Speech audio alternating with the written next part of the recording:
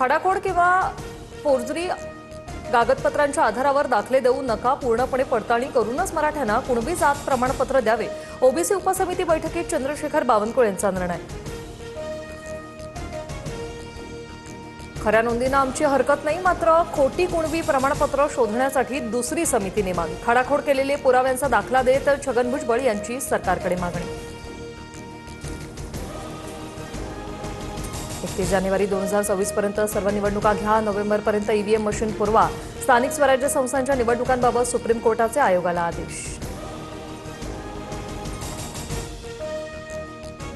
Supreme कोर्टाच्या आदेशाप्रमाणे महाराष्ट्राचा निवडणूक अधिकारी निवडणुका पार पाडतील, यात माझंही फार बारकाईने लक्ष राहील. स्थानिक स्वराज्य निवडणुकीवर उपमुख्यमंत्री अजित पवार यांची प्रतिक्रिया. बंजारा आणि वंजारा ही जात म्हणून वेगळी, पण आम्ही बोलताना आधीपासून बंजारा असं बोलतो. धनंजय मुंडे पलटले. बंजारा आणि वंजारा एकच, काल मुंडेंनी केलं विधान. पंतप्रधान मोदींचा वाढदिवस म्हणजे काळा दिवस. आपल्या देशात अघोषित आणीबाणी. काँग्रेस खासदार प्रणिती शिंदे यांची जहरी टीका. महाराष्ट्र सदन बांधकाम घोटाळा प्रकरणात चिमणकर बंधू दोषमुक्त. मुंबई हायकोर्टाकडून कृष्णा आणि प्रशांत चिमणकर यांना दिलासा. चिमणकर बंधूंनी भुजबळ कुटुंबियांना लाच दिल्याचा होता आरोप.